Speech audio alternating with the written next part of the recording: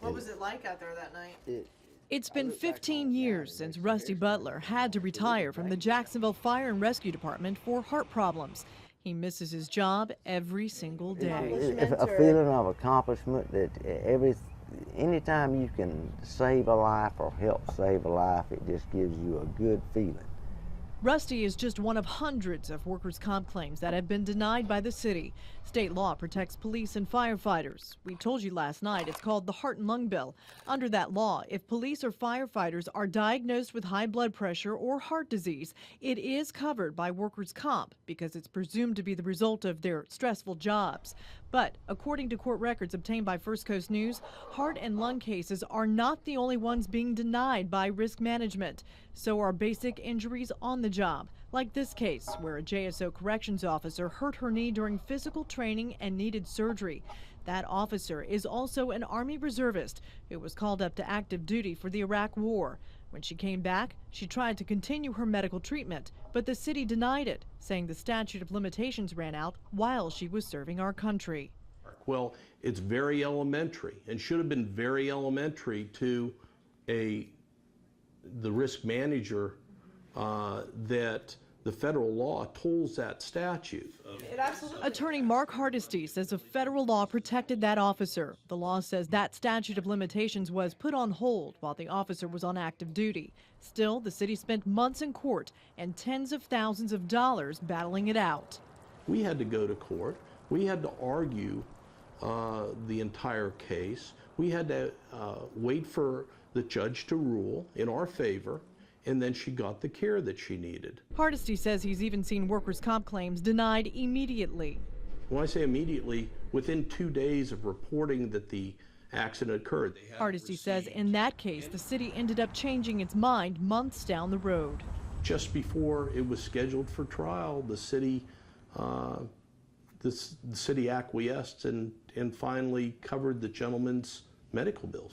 Hardesty believes hundreds of thousands of taxpayer dollars are being wasted with denied claims. This stack right here involves just 8 cases where court records show more than $264,000 of your money went to local attorneys who took denied claims to court and won. You know, it's generally a fight, no matter what. Things are systematically denied by the Division of Risk Management. We asked the folks here at City Hall numerous times to talk to us about how these cases are being handled. They refused to interview with us, and how they told us they would only take an email full of questions. Well, one of the questions was whether or not there was a pattern of denial in these claims. The answer was employee information is protected, and the city was unable to talk about it. When we asked why deny claims that are protected by law, the city told us the decisions are based on Florida statutes. When we asked how many workers' comp cases the city has handled in the last 5 years, the city told us we would have to pay $362,000 for risk management to do research and provide answers. We also tried asking the city about the more than $831,000 of your money spent on surveillance to watch injured workers in the last 5 years. While some cases have no surveillance, others have tens of thousands of dollars worth. This is just some of the video and pictures taken on city workers who retired because of their work-related injuries.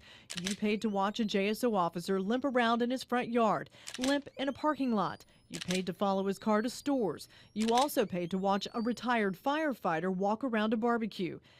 The city told us it couldn't talk about why it followed these retired workers to all these places because state law does not allow them to. You know, here's an agency that's running, for instance, thousands of dollars on surveillance that nets absolutely nothing. Rusty Butler says the city has stalled his care numerous times, and while he is now retired, he says those still on the job go to work with one question lingering in the back of their minds.